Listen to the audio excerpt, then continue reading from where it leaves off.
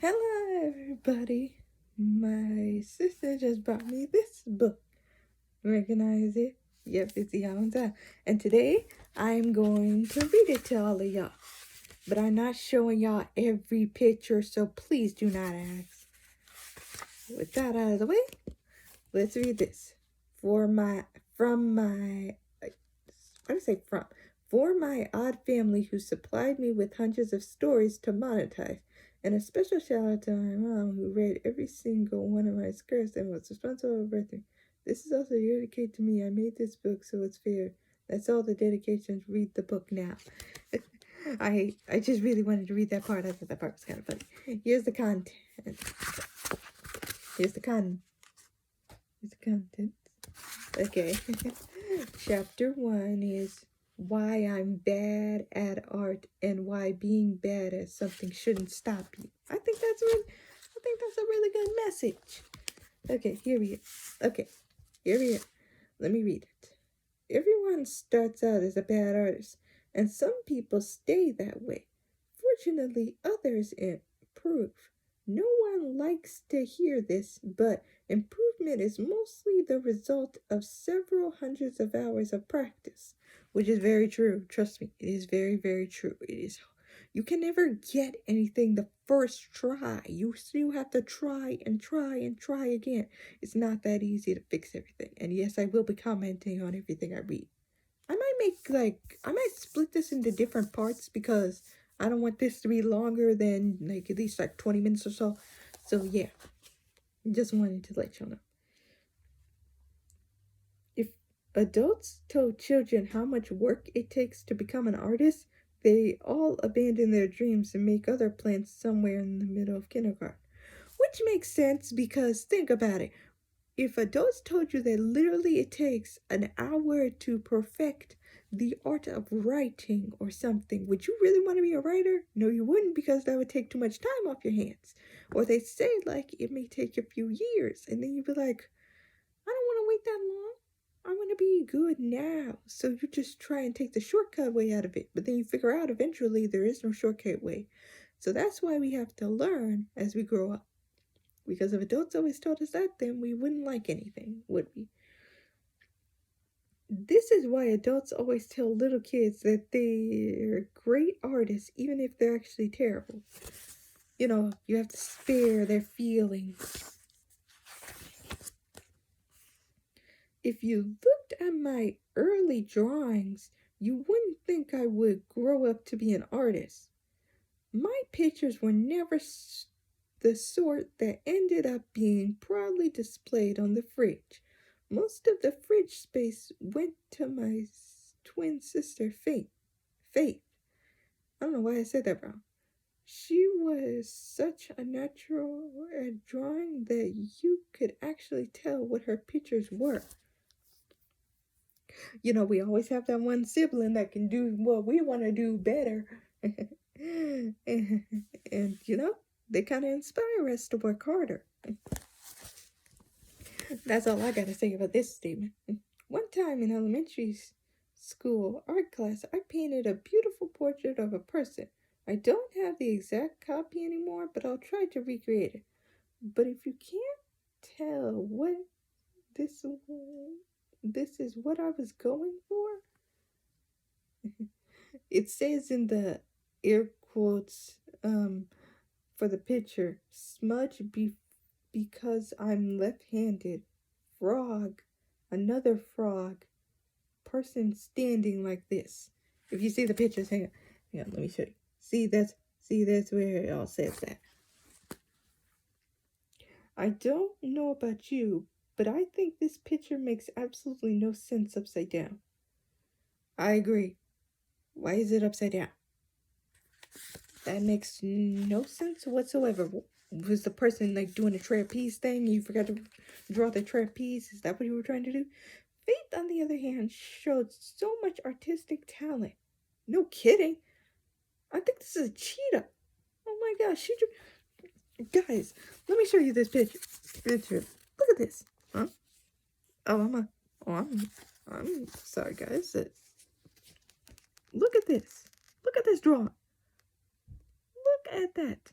Do see that drawing of that animal? That thing is awesome. Like, that thing looks awesome. Anyway, so sorry guys, I keep doing that.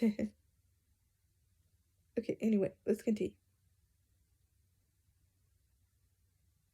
Faith, on the other hand, showed so much artistic talent that when we were both in third grade, my mom enrolled her in after-school art programs. I wanted to come too for some reason, so my mom signed me up as well, while Faith drew pictures of realistic-looking cats, dogs, and other animals. I lived to draw pictures of Chicken Godzilla. No, actually, that would be kind of interesting. Chicken Godzilla. That would be weird, but that also would be interesting if they ever made that into like a cartoon or something. Look, Chicken Godzilla is as tall as an airplane's flight path and shoot fire and eggs. That's art. Well, it's creative. It definitely is creative, and I say if he took that a little further, it could turn into something interesting. Maybe an interesting series or so. Who knows? After that class ended, I didn't draw very much. The fridge space still belonged to Faith. Why do I keep always saying it wrong? I don't remember if any of the art teachers at school encouraged me, but if they did, they were probably only being polite. I can understand how you feel about that.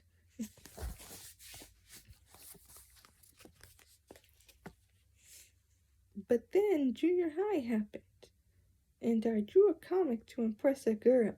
Oh, I remember this story. I remember this story when I was watching YouTube. She was a fan of Twilight, and so I made her a comic strip. What did I say?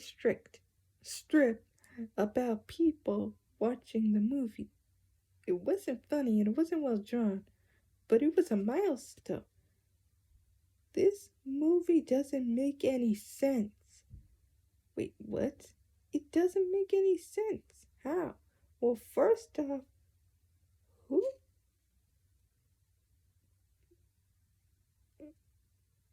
Well, first off, why don't... Sorry, it's kind of hard to read. Why don't Bella call Edward? He has a...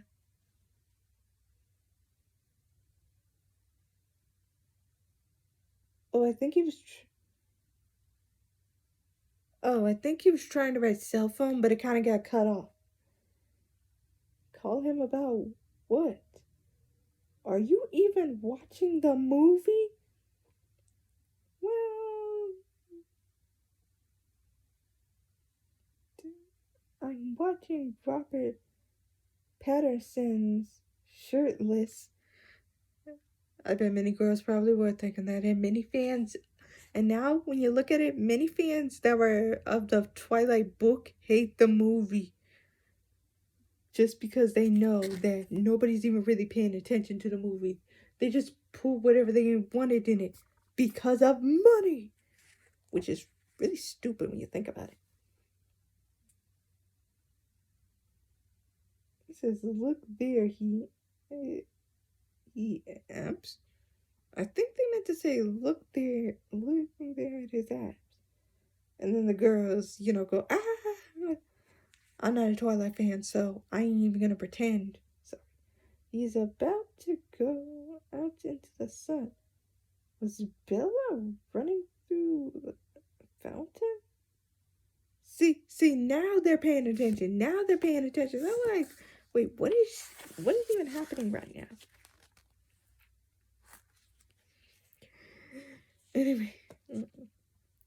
Anyway, Theodds1out / James put, this isn't the original comic, by the way. I gave that to the girl.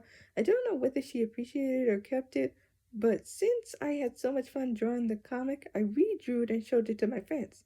I don't know if they appreciated it either, but I decided to keep doing comic strips.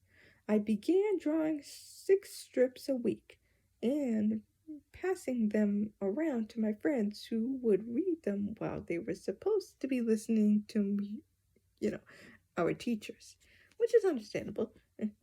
I remember one time in middle school, I actually showed my friends one of my stories, and they asked me, "Can you make a story about me?" And I was like, "Yeah, sure."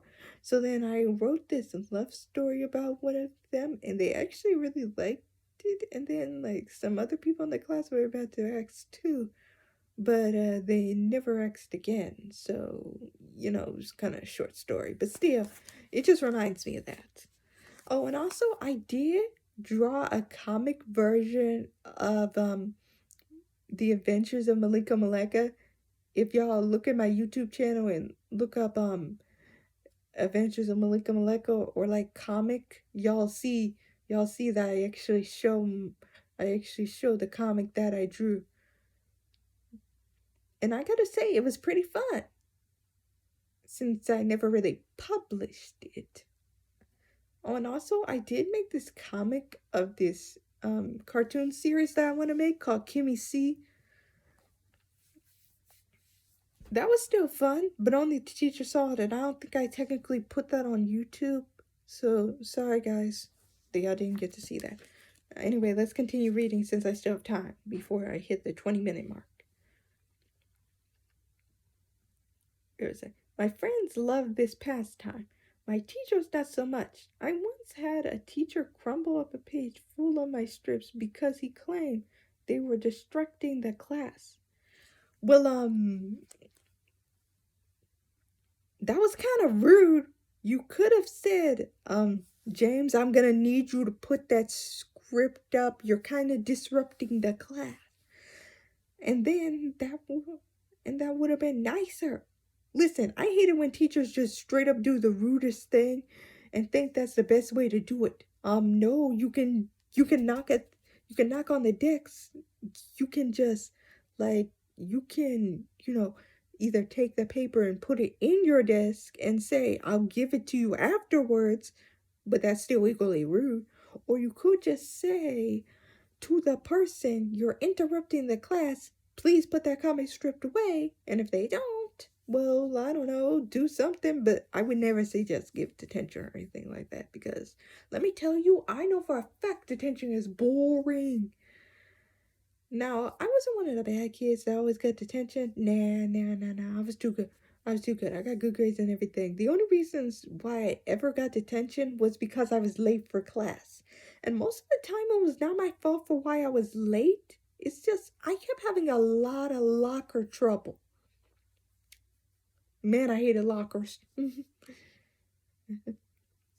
Like, it's not that I kept forgetting the combination. It's just even when I put the combination in, it still didn't freaking work. All you people who have lockers, y'all know what I'm talking about. I swear the locker system sucks.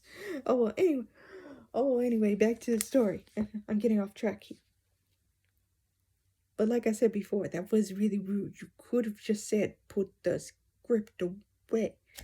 The comic strip away. Anyway. I consider this my first positive review since it proves that people rather read my comics than listen to a teacher. Okay, I admit that should be very positive, because then that means your story was not boring. Of course, that contest isn't hard to win.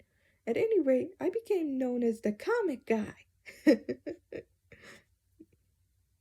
Sorry, I just started thinking of The Simpsons when I heard that. Which, relatively speaking, isn't the worst name you can be called in high school. True, I've heard worse names. Eventually, I wanted to take my comics to the next level. In fact, I wanted to make them my career.